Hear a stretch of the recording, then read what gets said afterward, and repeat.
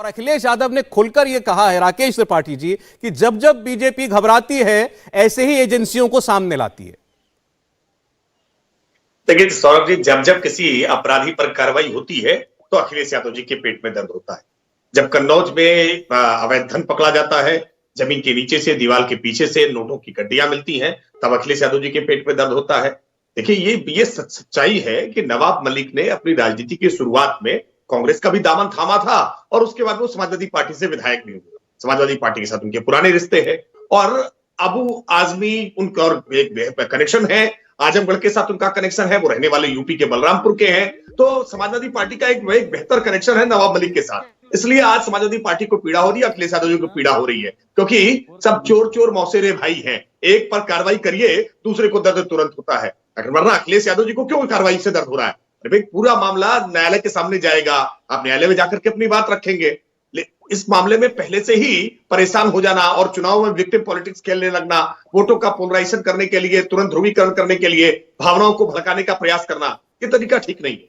नहीं, वो ये कह रहे हैं, देखिए विपक्ष क्या कह रहा है कि यूपी के चुनाव में इस वक्त आपको जितनी मदद मिल जाए उतनी कम है, और इसीलिए इस मामले को नवाब मलिक को यह कहकर के गिरफ्तार किया गया और प्रचार किया गया कि दाऊद इब्राहिम के गुर्गे की जमीन खरीदी, बॉम्ब ब्लास्ट के आरोपी की जमीन खरीदी और इसका सीधा फायदा आप उठा सकें। देखिए सौरभ जी, अभी हमने उत्तर प्रदेश में देखा था कि किस तरह से जो अहमदाबाद ब्लास्ट के मामले में आतंकवादी गिरफ्तार जिनको सजा सुनाने का फैसला हुआ अहमदाबाद कोर्ट से, उसमें एक मोहम्मद सैफ है जिसके पिता मोहम्मद सादाब समाजवादी पार्टी के नेता हैं। अखिलेश यादव जी के साथ मुख्यमंत्री आवास में कई बार मुलाकात उनकी होती है। अबू आजमी उनके साथ मिलने के लिए जाते हैं। यही अबू आजमी नवाब मलिक के साथ उनके अच्छे संबंध होते हैं। नवाब मलिक का समाजवादी पार्टी से विधायक होना, फिर नवाब मलिक का दाऊद इब्राहिम के गुर्गे की से संपत्ति खरीदना, ये सब आपस में कनेक्टेड होता है। और इसी वजह से जब नवाब मलिक कार्रवाई होती है तो अखिलेश यादव जी की मैं जरा जवाब ले लेता हूं। समाजवादी पार्टी से हमारे साथ मेहमान मौजूद हैं। आपने कहा कि अखिलेश यादव क्यों परेशान हो रहे हैं? अगर कोई कार्रवाई कर रहा है, महाराष्ट्र में कार्रवाई हो रही है, उस पर अखिलेश यादव जी को क्यों रिएक्ट करना पड़ा? प्रोफेसर जोशी, बात तो देखिए, ये शिवसेना की तरफ से और कई और एनसीपी की तरफ से ये साफ खुलकर कहा गया है कि ये सारी कार्रवाइयां एक तो बदले की हैं, क्योंकि नवाब मलिक बहुत खुलकर बोलते हैं इनके खिलाफ, और दूसरा यह कि किसी तरीके से इसको यूपी इलेक्शन से जोड़ दिया जाए। लेकिन महाराष्ट्र का मामला, नवाब मलिक, मनी लॉन्ड्रिंग का केस और कहां यूपी का चुनाव, कैसे जुड़ता है? देखिए, मैं निश्चित तौर पे कहना चाहता हूं आपके चैनल के माध्यम से, हमें पूरी आशा ही नहीं, पूरा विश्वास था कि भारतीय जनता पार्टी जब हताशा के दौर से गुजरेगी चुनाव में, तो ईडी हो गया, इनकम टैक्स हो गया, सीबीआई होगा, ये इनके शस्त्र हैं आज के समय में। विपक्षियों को दबाने के इनके शस्त्र हैं, उनका प्रयोग होगा, ये हमें पहले से उत्तर प्रदेश को भी पता था और हमें भी पता था।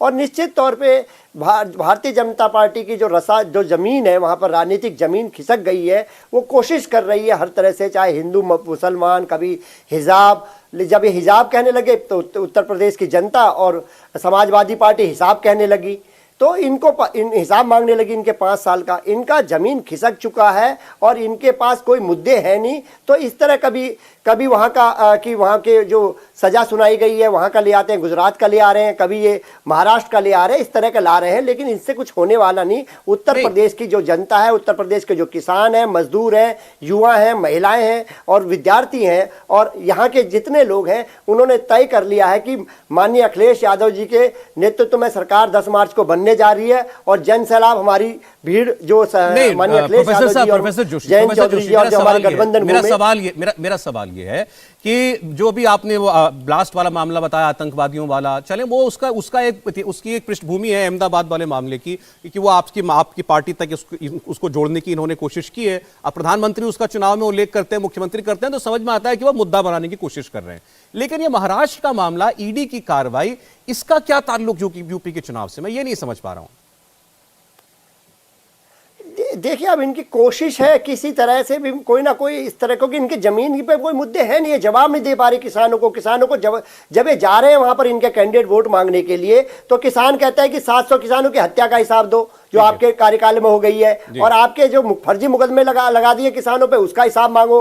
आपका जो गृह राज्य मंत्री का बेटा थार चढ़ा देता है, उसका हिसाब दो। ये हिसाब, और जो मातृशक्ति इनके विधायक और MP जेल में है मातृशक्ति से खिलवाड़ के लिए, तो उनका हिसाब ये दे नहीं पाते।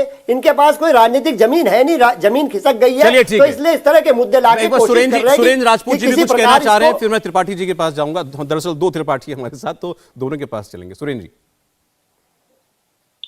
2-3 बातें सौरभ भाई बड़ी स्पष्ट हैं। पहली चीज तो आपने पूछा कि कनेक्शन उत्तर प्रदेश चुनाव का क्या है, तो मैं स्पष्ट रूप से बता दूं कि जिस नाम से भी दाऊद इब्राहिम का नाम इन्होंने लिया है, आप समझिए बात को, दाऊद इब्राहिम का नाम लेकर के उत्तर प्रदेश के चुनाव को ये प्रभावित कर। दाऊद इब्राहिम इतना बड़ा आतंकवादी है, 9 साल से इन लोगों की सरकार है, आज तक नहीं पकड़ पाए। रोज कहते थे आज करेंगे कल करेंगे।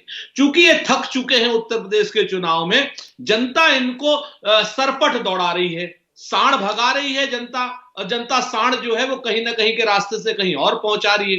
राकेश जी की जो सबसे बड़ी प्रॉब्लम है, राकेश जी तो भले इंसान है, राकेश जी की सबसे बड़ी प्रॉब्लम है कि अब की जनता इनको घास नहीं डाल रही। जनता कह रही है कि भाई बेरोजगारी के मुद्दे पर बात कर लो, जनता कह रही है कि महिलाओं के अपमान पर बात कर लो, पुलिस वालों की शहादत पर बात कर लो, मणिलाल पाटीदार की 5 लाख रुपए के इनामी फरार IPS की भरारी पर बात कर लो, और लखीमपुर की थार के मार से मरे किसान पर बात कर लो। जब ये कुछ नहीं कर पाते हैं तो फिर ये कहते हैं साहब आतंकवाद, आतंकवादी, दाऊद इब्राहिम, ये वो। आप एक चीज को देखिए, मैं आपको बताऊं सौरभ भाई, बड़ी इंटरेस्टिंग बात है।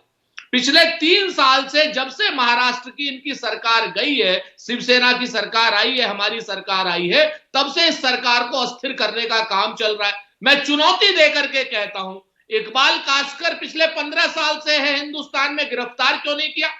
इकबाल कास्कर की ED की या सारी जितनी सर्चेज है वो इसी वक्त क्यों है? इससे पहले कौन सा कोई नया केस आया है क्या? ये जमीनें कहीं 2-4 महीने में खरीदी गई है क्या? अगर आप इनकी तहकीकात करेंगे तो आपको पता चलेगा 11, 12, 15 साल पुराने मामले हैं।